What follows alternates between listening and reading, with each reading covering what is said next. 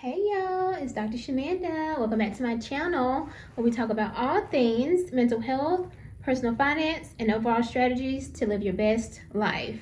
All right, y'all, so I am back with another video in my basic finance series. And today we are going to talk about investing. What is investing? Now, before I even get into this, I am a mental health therapist, professor, all of that. I'm not a financial expert, okay? So don't take this as just basic education that you can find on Google and other YouTube videos, but I'm just trying to save y'all some time and break it down like you just, as a beginner, because I am a beginner, but I like to share things in a way that is very easy to understand. Just break it down simple if you're trying to get started, like I would want somebody to share it with me. So again, this is not financial advice. I'm not giving you any advice at all, but I'm just sharing with you what these things mean, okay? So getting straight to it, what is investing? Investing essentially is using or putting your assets, your money, whatever, into assets that will give you a return or help you make a profit. So there's different types of things that you could invest in. So you could invest in stocks, in the stock market, on Wall Street, which there's the S&P, there's NASDAQ, there's different types. You could invest in real estate. So if you purchase an investment property, or like if you purchase your first home, and then in a couple years you want to rent it out, then it becomes an investment property. You could invest in a business, right? And eventually it turns or gives you a profit on your the money that you invested initially. So there's different types of investment vehicles. Essentially, it's the things that the avenue that you use to put your money in to earn a profit back. Simple as that. All right, so but today specifically, I'm talking about Roth IRA, IRA, which are two different things, and 401k. Now there's like 403b and all that, but we'll talk about that at a different time. But I want to just kind of break down those three. So before we start on those things, I wanted to talk about compound interest and why someone would want to invest their money. So I think they said it was Albert Einstein, I believe, but someone said he didn't actually say this, but I'm going to say this. He referred to compound interest as like the eighth wonder of the world, meaning it's like this phenomenon. Essentially, when you invest in something like the stock market, your money makes money, and the money that you made makes money, and the money that you made from what you made makes money. Like it just keeps going and going and going. So like someone who could invest $1,000 now into the stock market, 30 years from now, that is going to be in a significant amount of money because it's going to compound, right? It's going to keep growing year after year after year.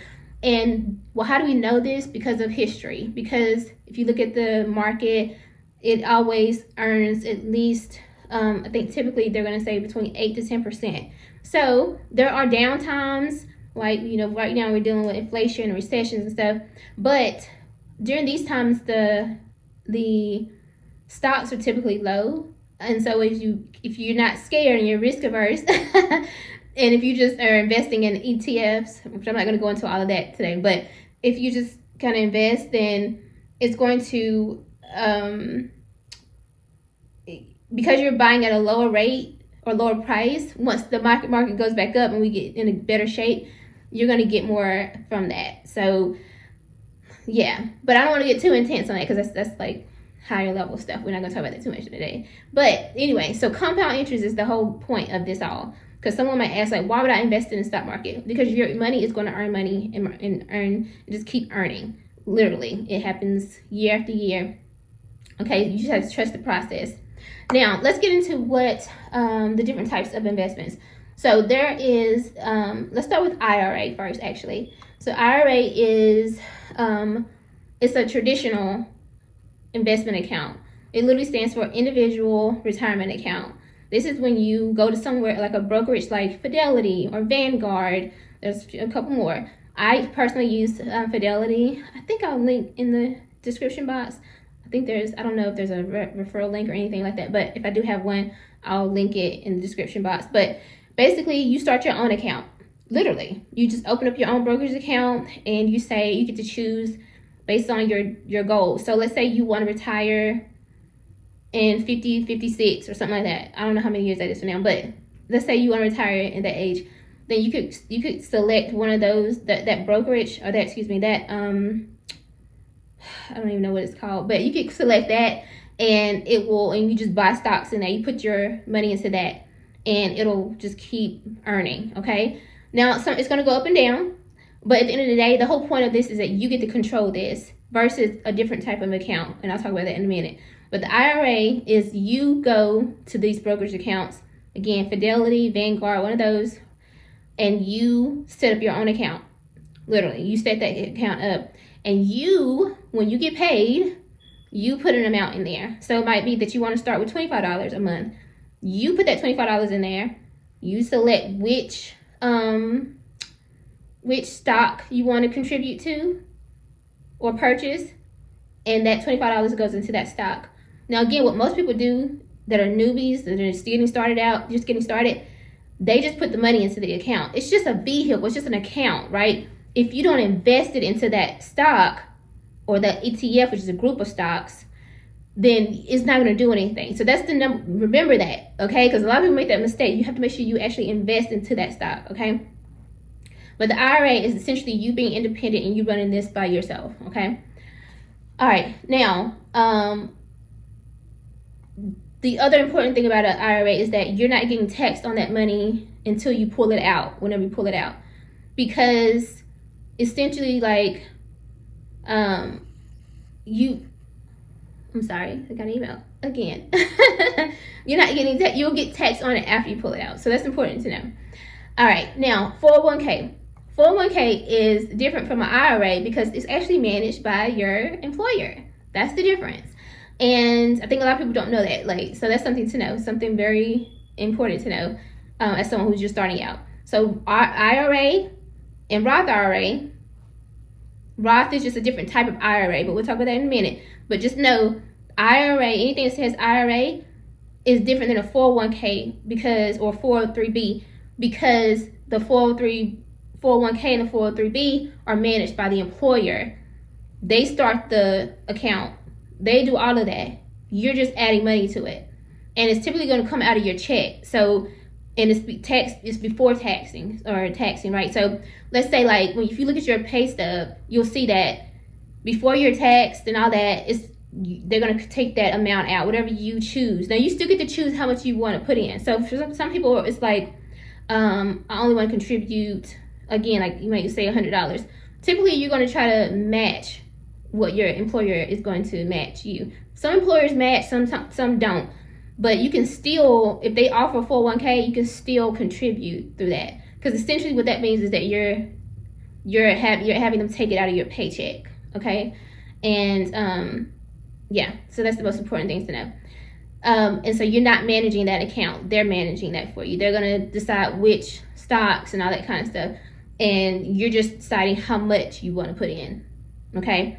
Now, let's talk about the 403b is typically like non-profit organizations. You'll see that sometime. So it's a little different, but it's still within that same realm of it's employer-based, okay? Employer-managed, essentially. Now, Roth IRA is like the IRA, right? You're managing that yourself. The only difference is the way it's taxed. So let me just make sure in my notes here. So it's after tax money. So if you, again, let's say for me, for example, tomorrow, I'm getting paid. I get a paycheck tomorrow, right? I'm going to, Roth IRA for 2025, the maximum amount you can contribute is $7,000. Now, I will get paid tomorrow, and I will take out $1,166, and I will do a transfer to my Roth IRA account through Fidelity. And then I will pick the stock that I want to purchase and using that $1,100 or whatever, right? So that's what that is. So it's using funds that, let me just make sure, because I want to make sure I'm describing this for you guys correctly. So it's after tax dollars again. And The other thing that is important to know about that is that because you've already been taxed on that money, again, which is different from 401k, because 401k, you haven't been taxed on it because it's coming out of your paycheck, right? The Roth IRA, you got taxed on that money because it's in your paycheck that's already been taxed, okay? So when you pull that money out 20, 30, 50 years from now, however long, you don't have to pay taxes on that. And you actually can withdraw it whenever you want to. Because again, an IRA is managed by you. It's not through your job. They can't tell you when to pull this out. So that's the difference. So the 401k, you have an IRA and a Roth IRA. I think the biggest question here would be, what is the difference between an IRA and a Roth IRA? So an IRA is, again, traditional. So it helps you reduce your taxable income, okay? And you're taxed on the money when it comes out. So when you take the money out, Roth IRA, it's already taxed because it's, so it's not taxed when it comes out. I hope that makes sense. Okay. All right. So either way, it is so important to invest, y'all. Seriously, because these are ways to prepare for your future. And I talk a lot about this all the time about working toward financial freedom. Because at the end of the day, a lot of people are relying on Social Security income, which for a lot of people is going to be between $2,000-$3,000. But if you think about the amount that like most mortgages are or rent right now, it's only going to cover that. So imagine if you don't start investing for your retirement, and that's all you have to depend on, and you have nothing else saved up. It's going to be very challenging when you do get to retirement age because you have nothing to supplement that income. And if that's even in existence, because I hear all these different things about that as well. Like, are we even going to have Social Security by the time we retire, especially the millennials and Gen Zs? So it's so important that we start investing now. I know this can be a little complicated, but it's really not that deep and complex. It's just if you understand the basics of what each type of investment vehicle is, then you'll figure out like which one works for you. For some people, they need a 401k because they need they want the employer to match it, which you do not want to leave those funds on the table. Now, if you also keep in mind, there's a thing called vesting period. So if you're not going to stay at that job for 2-3 years, I'm going to be honest, then you might want to keep that in mind. You can still contribute, but just know that match that employer is putting in, when you leave, if you leave before that time, they're going to be able to take that money back. So that's something to be mindful of. I don't really hear a lot of people talk about that a lot, but I'm very mindful of that. If I know that like there's a chance that I might not make it to that vesting period, if it's like over 2 years, I'm not going to invest in that. I'm not going to focus on matching that. I'm going to focus on putting in what I need to put in to meet my goal for that year, and I'm not focused on that matching part, if that makes sense, okay? Roth IRA, it's independent. IRA and Roth IRA, it's you running that yourself. Roth IRA is a max $7,000, and then IRA has a different contribution match. I'm not going to get into that, but again, you're running those two independently. You can have also important to know, you can have a Roth IRA or IRA and have a 401k. I have both, so you can have both, and so keep that in mind. But again, at the end of the day, it's about getting started. This is not that deep and complex. The first thing, and I challenge you all who watch this video, is go ahead and open you an account today. Fidelity, Vanguard, there are a few more, literally. Just open the account. If you don't do nothing else today, go ahead and open that account. And I challenge you by the end of next week to put in your first $10, literally. And then I want you to go do some research and see what are the best stocks for you to buy. I do recommend that you do ETFs, which are basically the top 500 companies in the world, right? It's just your top companies: Walmart, Netflix, Target. Like, I don't want to say Target right now because I know y'all got anyway. But like the top companies, you're investing in them, and you don't have to do like the individual ones. They're all grouped in already together. That is the easiest way to do it. And again, this is an easy Google search, ETF. for this, you know. So just go do that research, but start now. Go open up that account right now. Literally, when you finish this video, comment below when you finish opening that account. Just open up the account. It's free. Typically, they're free. There's no charge to open the account. Vanguard, Fidelity, whoever you choose to use. And then by next week, put your first $10 in there. Okay? Seriously. All right, y'all. And if you have a 401k, look into that when you go back to work tomorrow. And see what that's like. What's the vesting period? What's the matching amount? Typically, a lot of companies are matching anywhere from 3 to 6%. So if you can try to match that, if you plan to stay with this company long term, go ahead and do that. Even if you ain't, like, you can still match that. Just know that if you leave before that time, you're not gonna be able to take what they put in. Okay, so that's my challenge to you all who watch this video. If you have any questions, you want a second part, if you have any questions that come up as you watch this video, I'm happy to answer and give you more information. Again, this is not financial advice, but this is just a very brief breakdown, as if I was telling a friend, like, the basics of how to open up an account or what these things are. All right, y'all, I will see you next video. Don't forget to like, comment, subscribe, and I'll see you next time.